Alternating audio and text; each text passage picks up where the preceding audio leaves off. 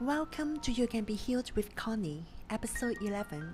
Stop ignoring your emotions. Do you know trying to ignore your feelings often leads to more suffering? As I always say, we are vibrational beings, and the emotions we feel are vibrations. Emotions can be terrifying or painful to deal with at times, and that's why so many people run away from them in the first place. We are never taught how to relate to our emotions, nor how to deal with them properly. So in this episode, I want to share a few basic tips with you to help you deal with your emotions better. Now, let's get started. Imagine the following scenarios, and if this is familiar to you, you experience an unpleasant emotion, and instead of deal with it, you may try to escape from those feelings, perhaps through alcohol. You may channel all your energies to work, get busy, watch Netflix, or endlessly browsing social media until you feel better. But what you don't know is the emotion remains there in your consciousness, and it comes back again and again until one day your body can't hold it anymore. Then it started affecting your health. The common symptoms are insomnia, headache, emotional eating, emotional drinking, and even anxiety, depression, or panic attack. Ignoring your feelings and emotions won't make you feel better or stronger. In fact, it's the opposite.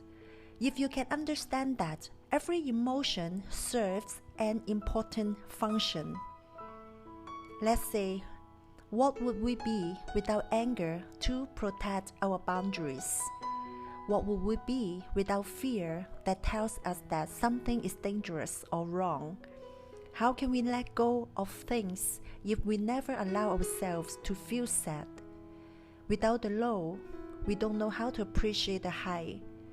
And without the darkness, we won't appreciate the light. When an emotion arises, try to acknowledge it without judgment. You might even put a label on it. It can be fear, anger, sadness, disappointment, frustration. Gradually, you will start to notice how your emotions are tied to habitual reactions. With practice, we can break away from our old patterns and respond to circumstances more freely. So why is it important to allow yourself to process and experience your true feelings? Imagine when you numb sadness, for example, you also numb happiness and joy. When you are focused on numbing your feelings rather than processing them and using healthy strategies, you prevent yourself from living a full and meaningful life. The reality is, you cannot selectively numb any emotions. Trying to avoid your feelings may help you experience less sadness and anger, but they also stop you from feeling happiness and joy. Part of the amazing thing about being human is that we are able to have a range of emotions that we can choose from. I want you to try to think of your feelings as waves in the ocean. They come and go, rise and fall. Feelings are also similar to the weather. Sometimes you can predict how you are going to feel, just as we can sometimes predict the weather. Thinking about feelings the way we think about the weather can help us understand some key skills for managing our feelings. And sometimes our feelings may seem overwhelming and overpowering, but if we think about our feelings as being part of us, but not all that we are, then our feelings can feel more manageable. This idea is captured in this metaphor. You are the blue sky. Your feelings are the weather. If your feelings are the weather, then you are the blue sky where weather happens. If that's the case, your feelings are just things and thoughts passing through your mind. You are not your feelings. The weather cannot damage the blue sky and will eventually end. Same as your feelings cannot damage you if you learn how to cope with it, and eventually they will pass. Sometimes we just have to wait out the storm. And let me share one of my favorite quotes with you. Life isn't about waiting for the storm to pass. It's about learning how to dance in the rain. How do we get unstuck from our emotional patterns so we can respond to the situation better? Here are 3 tips for you. First, be mindful of your emotions. Being mindful of your emotions helps you practice awareness and non-judgment so you can reflect on your feelings rather than just react to them. For example, you are feeling angry because you are getting stuck in traffic and starting to drive aggressively. You can be mindful and acknowledge your feelings that I am right now feeling angry and frustrated about the traffic because I really want to get home earlier and I didn't expect it would take this long. When you acknowledging your emotions, it can reduce their intensity.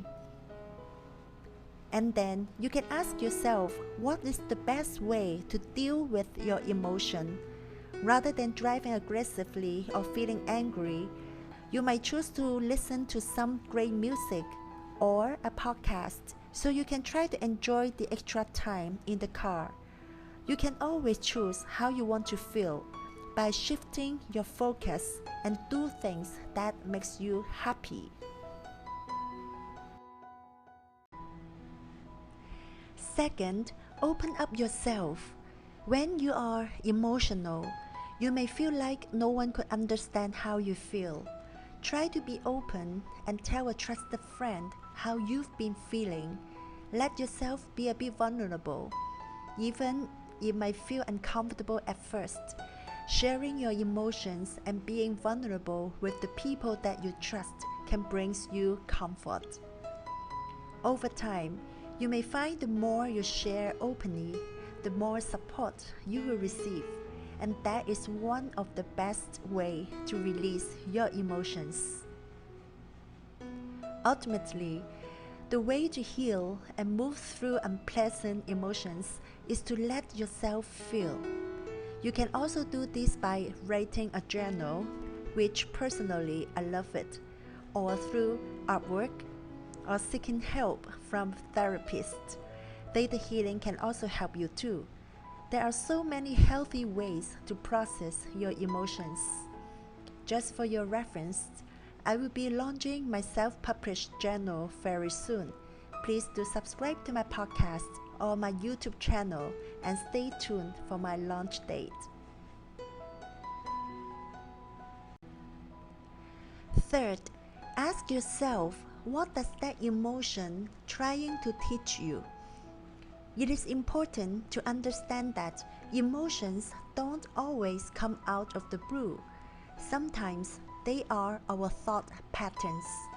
When you can identify and be mindful with those thoughts and start to change them, you can deal with your emotions better.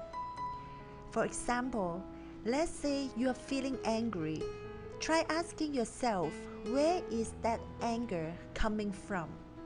If you are angry because someone has done something hurts your ego, then the problem is your ego, not the anger or the person who is the object of the anger. That's an important lesson to learn. Let me give you an example from my own experience. I used to get irritated easily when people always being late to the meeting or if they didn't respond to my questions with common sense. So I asked myself, why did I feel that way? I felt that way because I was feeling disrespected, as people were wasting my time or they were not listening to my questions carefully. And then I asked myself again, what is this feeling trying to teach me? My answer was, it's trying to teach me that I never express my true feelings and tell them to be on time, and they may not know their actions upset me, as well as I was too subjective or expecting certain answers that I wanted to hear. It also taught me that I have choices too. I can either be a bit more flexible with others and accept them as who they are, or I can choose to see them less or stop seeing them. When I realize it, it becomes more conscious when the same situation happens again, and I can manage my emotion easily.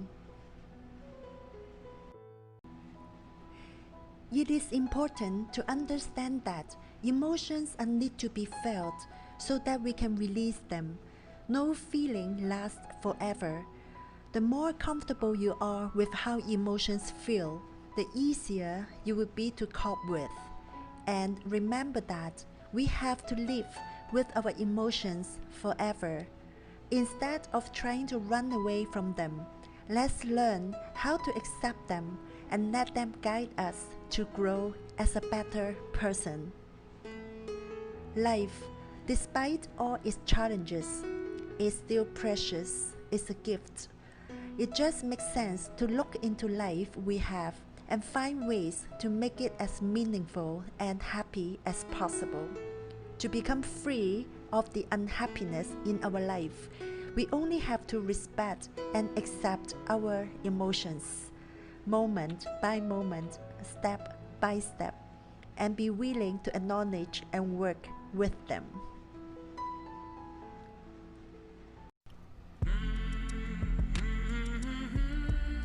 I hope this episode gives you a better understanding of your emotions and you've learned how to cope with them.